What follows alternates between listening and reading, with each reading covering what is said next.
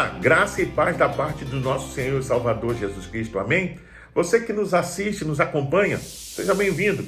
Você está no canal Beit Sefer, Escola Bíblica à Distância. Nós estamos estudando a revista Palavra e Vida da Convenção Batista Fluminense, cujo tema central é recomeçar um grande desafio. É um estudo sobre os livros de Esdras e Neemias.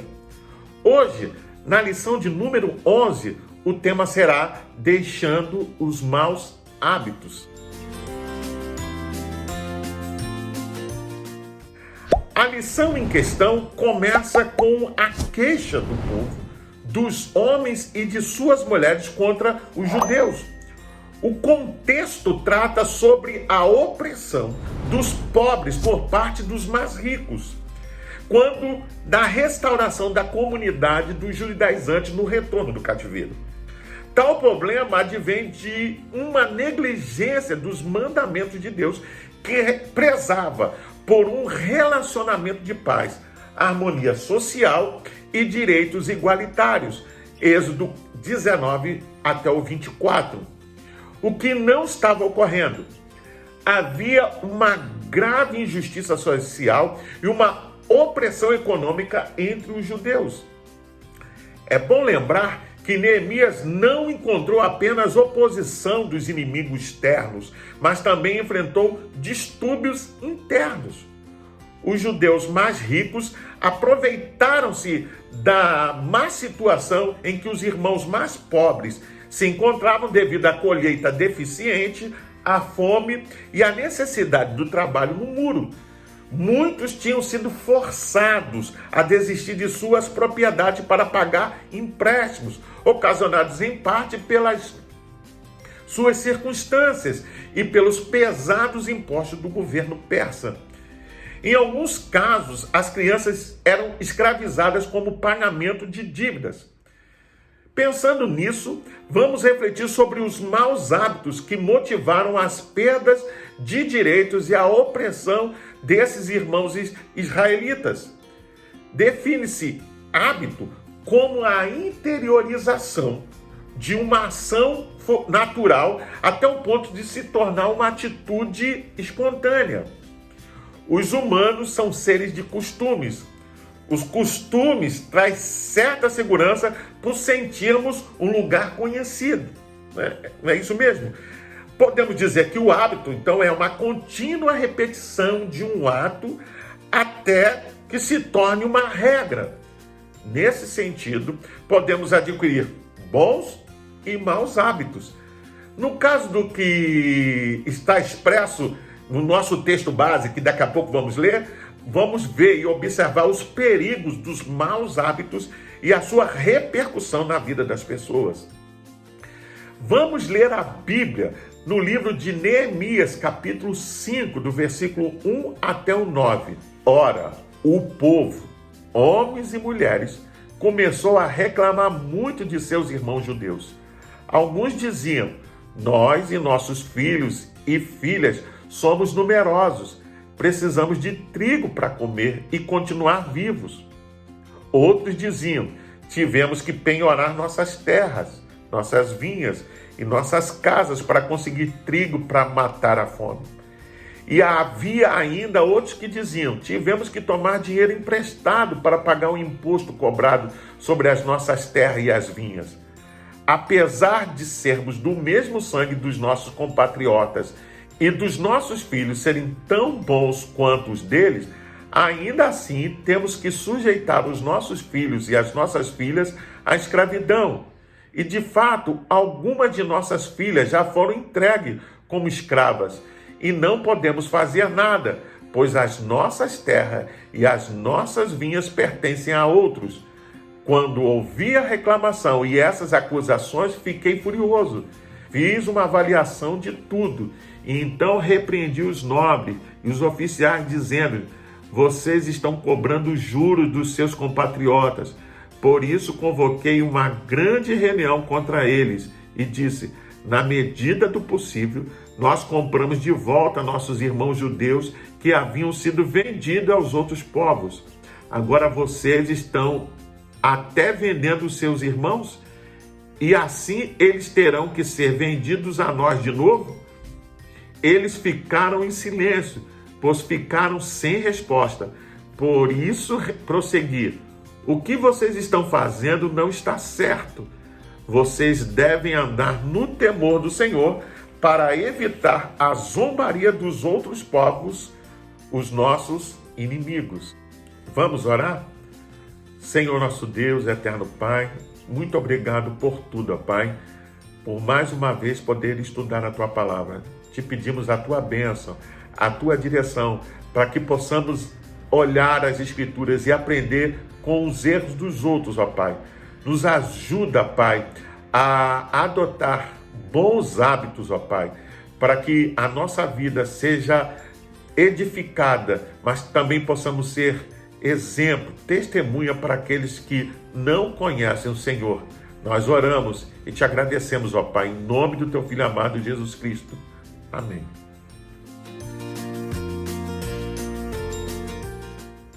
É possível que essa grave injustiça social tenha acontecido durante os 52 dias da reconstrução dos muros, por causa da interrupção do comércio normal. Os judeus tinham seus problemas socioeconômicos inteiramente separados do projeto da construção. É importante destacar que a vida continuava. Provavelmente, a inspiração de se inserir aqui, nesse momento, esse material, se deve ao fato de que traz problemas eram outras espécies de dificuldade em relação à reconstrução do muro. Você entende? Havia inimigos internos e não somente externos. E por incrível que pareça, e aí é importante destacar, algumas vezes os nossos inimigos internos podem ser mais devastadores, podem nos trazer mais prejuízo do que os próprios inimigos externos. Neemias estava realizando uma grande obra para o grande Deus da aliança. E de repente ouviu-se que entre os judeus havia um grande clamor. Não estavam clamando contra os samaritanos, contra os amonitas, contra os árabes. Desafortunadamente, clamavam contra o próprio povo. Os judeus estavam explorando seus compatriotas de tal forma, e haviam 3 grupos de pessoas que estavam diferentemente envolvidas nessa dificuldade. Primeiro, havia aqueles que não possuíam terras, mas que precisavam de comida. O segundo grupo era composto por proprietários de terras que haviam hipotecado as suas propriedades com a triste finalidade de comprar comida. O terceiro grupo se queixava de que os impostos eram muito altos e de que eram obrigados a fazer empréstimos a fim de pagá-los. E, por sua vez, um outro grupo era formado por judeus ricos, que descaradamente exploravam os próprios irmãos e irmãs, oferecendo-lhes empréstimos com usura. O mau hábito de alguns criou uma grande desarmonia entre o povo. Com efeito, todo o projeto de reconstrução da cidade de Jerusalém estava ameaçado. Nessas circunstâncias, uma vez que Israel foi libertado do cativeiro egípcio, a sua missão era refletir em nome de Javé o cuidado ativo em favor das viúvas, dos órfãos, dos cativos e dos estrangeiros. Êxodo capítulo 22, do 21 a 24. O ato libertador de Javé implicaria numa perspectiva prática para a religião de Israel, a saber, o cuidado com os oprimidos. Você vê isso em Êxodo 23, verso 9. É importante ressaltar que o fator social na cosmovisão religiosa israelita foi a causa da sua ascensão e da sua derrota. Ao lermos o texto de 1 Reis, capítulo 12, percebemos que o povo de Israel estava sob o regime de escravidão no governo de Salomão, sendo uma das causas para a divisão do reino em norte, ou seja, Israel, composto de 10 tribos sob o comando de Jeroboão, e sul, ou seja, Judá, constituída de 2 tribos, governada por Roboão.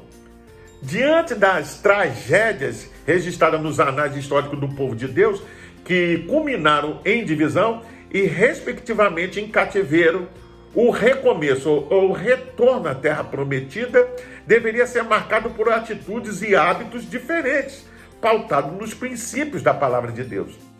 Entendeu? No entanto, não é o que vemos. Perpetua-se nesse contexto atos incoerentes com a lei do Senhor, o que nos conclama a libertação de maus hábitos para vivermos em paz com Deus, com as pessoas e com nós mesmos. Que maus hábitos foram esses? Os nobres e magistrados dentro da comunidade judaica são acusados de maltratar o seu próprio povo. Desta feita, os perigos que rondavam e ameaçavam o recomeço não advinham apenas de fora, você entende? Mas também do meio do povo.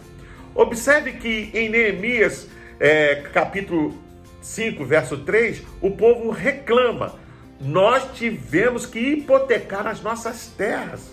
Você imagina que situação complicada? É uma referência ao risco da falência por emprestar dinheiro para cobrir os altos impostos cobrados pelos persas, sob, veja, a chancela dos nobres e magistrados judeus, motivado pelo egocentrismo e pela ganância. Lembremos que a lei de Moisés previa que no 50º ano todas as dívidas deveriam ser perdoadas, as terras deveriam ser restituídas, devolvidas aos seus proprietários originais e todos os escravos deveriam ser libertos. Levítico capítulo 25, verso 8 ao 13. Nessa perspectiva, podemos assim ver, pensar que nos maus hábitos que destroem as vidas, famílias e trazem adoecimento físico, social, psíquico e espiritual, em qualquer situação em que são exercidos. O mau hábito é uma questão que nasce no coração, portanto, é subjetiva. Segundo Provérbios, capítulo 4, versículo 20 ao 23, o coração é o centro de orientação da vida, pautada na sabedoria que vem de Deus. É no coração que são produzidos os pensamentos, sentimentos, as escolhas. Sendo assim, quando não nos submetemos às nossas vontades, à vontade de Deus, o que nos resta é a opressão, os maus tratos, a ganância, a segregação do indivíduo, motivado por interesses escusos e gananciosos. Por que acreditar que seja assim? Porque o que é mal vem do coração. Mateus capítulo 15, 19. Foi o próprio Jesus que disse. Observe, o levantamento feito pelo Banco Suíço UBS e da PwC, que foi divulgado em 7 de outubro de 2020, publicado no final do ano passado nos principais meios de comunicação, mostra que o número de bilionários espalhado pelo mundo passou de 2.158 em 2017 para 2.189 em 2020. O que chama atenção não é exatamente o enriquecimento dos bilionários, mas o fato dele ter acontecido paralelo à pandemia da Covid-19, que levou milhões para a extrema pobreza. A pesquisa também revela que o patrimônio acumulado dessas pessoas em junho de 2020 atingiu o valor de 10,5 trilhões de dólares, o que representa um recorde. O pico anterior foi registrado em 2017, 8,9 trilhões de dólares. O estudo ainda passa pelo encolhimento desses patrimônios no início da pandemia e suas repercussões. É importante destacar que, a despeito de todo o mal que a humanidade tem vivido por causa desta pandemia, esta publicação nos mostra que esta realidade, ou seja, a opressão sobre os pobres, é algo que se repete ao longo da história.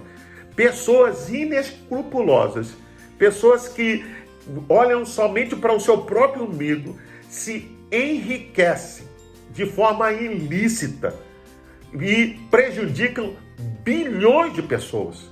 Veja, é bilhões de pessoas.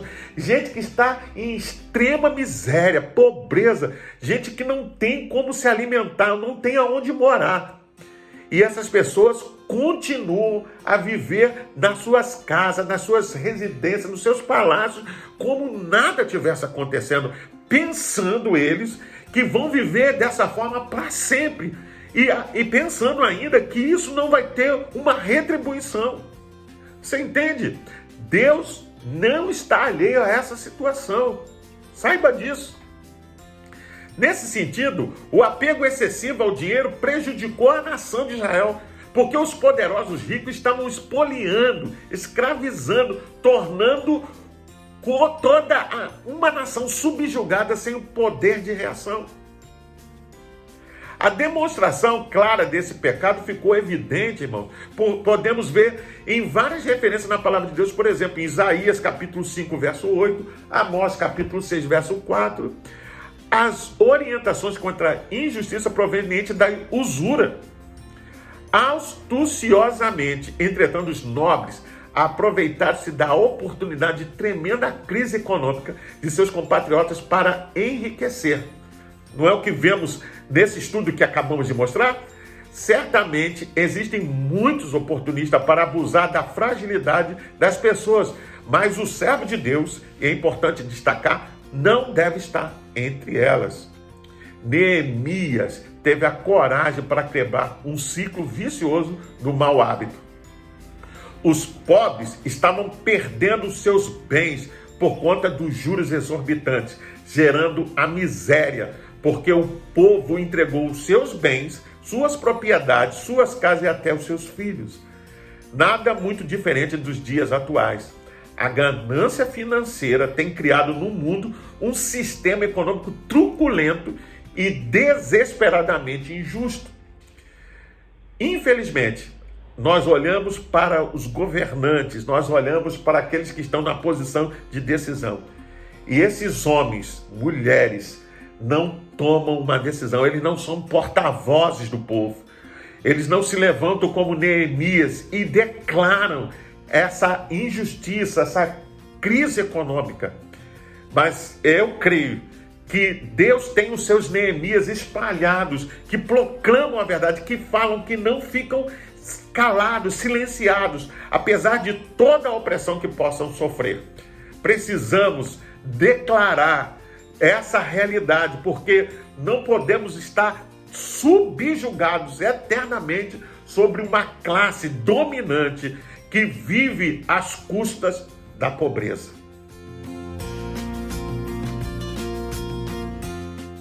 É muito doloroso enfrentar os da própria casa, irmãos contra irmãos. Neemias interveio depois de analisar juntamente com o povo e confrontou os nobres e os oficiais. Há momentos em que o líder deve confrontar de modo incisivo os maus hábitos dos liderados. A atitude de Neemias diante desse grande problema foi uma demonstração de como um líder do povo de Deus precisa agir. O comentário expositivo do pastor Hernandes Dias Lopes diz que Neemias identificou 3 fatores que estão na raiz do problema que o povo estava enfrentando. Em primeiro lugar, Neemias identifica o capitalismo selvagem. A concentração de renda sempre foi a expressão da ganância insaciável do homem. Em segundo lugar, Neemias identifica a globalização econômica. As regras do mercado econômico nos dias de Neemias eram draconianas. Os pobres estavam perdendo seus bens, suas propriedades, suas casas e até seus filhos. O tempo passou, mas esses valores não. O mundo hoje é uma aldeia global. O dinheiro é a mola que gira o mundo. Os ricos ficam cada vez mais opulentos e os pobres cada vez mais desesperançados. 50% das riquezas do planeta estão hoje nas mãos de apenas algumas centenas de empresas. Em terceiro lugar, Neemias identifica a ganância insaciável. A ganância financeira tem gerado um sistema econômico truculento, opressor e fortemente injusto. Os ricos aproveitam o desespero dos pobres para saquear-lhes os bens. Os pobres lutam apenas para sobreviver, enquanto os poderosos ajuntam riquezas amealhadas pela ganância insaciável. Neemias agiu no tempo certo, de tal maneira que todos se calaram e não tiveram resposta. Você pode ver isso no verso 8. Neemias repreendeu os exploradores, apelando à consciência deles. Apelou para o amor dos judeus, lembrando-lhes de que estavam roubando dos próprios irmãos. Apelou aos judeus que observassem a palavra, pois a lei de Moisés proibia que os judeus cobrassem juros uns dos outros. Neemias também lembrou os seus compatriotas dos propósitos redentores de Deus para Israel. Neemias mostrou o mau hábito e, consequentemente, o mau testemunho de Israel diante de seus vizinhos gentios. Você pode ver isso no verso 9. Deus chamou Israel para ser luz para os gentios. Você vê isso em Isaías capítulo 42, versículo 6 e Isaías 49, versículo 6. O testemunho do povo estava muito aquém daquilo que deveria ser. Maus hábitos sempre gerarão mau testemunho. Neemias repreendeu e o mau hábito foi quebrado, restabelecendo a paz. Você precisa entender, aqueles que temem ao Senhor, a igreja do Senhor Jesus, que nós precisamos ser um bom testemunho aonde nós estamos implantados.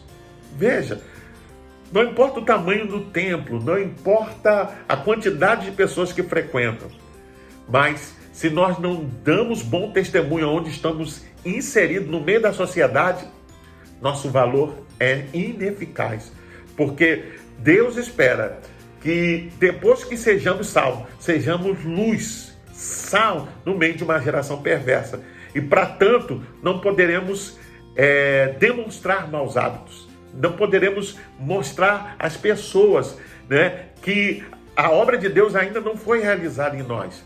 Precisamos estar cientes de que o mundo está observando, está olhando para nós. E a partir de nos observar, eles podem ver Cristo Jesus. Neemias precisou de muita sabedoria para identificar o problema, ok? Ser sensível à voz dos aflitos e agir no momento certo para quebrar o mau hábito do povo. Podemos aprender esses elementos também para a nossa vida. Devemos identificar quais maus hábitos têm nos impedido de ter uma melhor comunhão com o Senhor e com as pessoas. Sermos sensíveis à mudança e agirmos firmemente para vencê-los. Neemias pôde combater essa situação execrando a grave injustiça social e a opressão econômica que o seu povo estava vivendo, porque não via as pessoas como coisas a serem usadas e exploradas, mas como seres dignos, veja bem, do mais alto respeito, que precisam ser tratados com humanidade e justiça. Para pensar e agir, hoje estamos presenciando escândalos e maus hábitos em muitas áreas da vida cotidiana, mas você consegue identificar os seus próprios maus hábitos?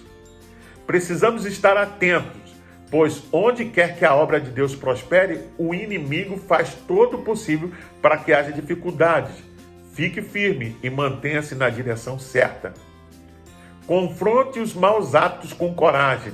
Não hesite em acabar com ele, pois disso depende grande parte do nosso crescimento espiritual.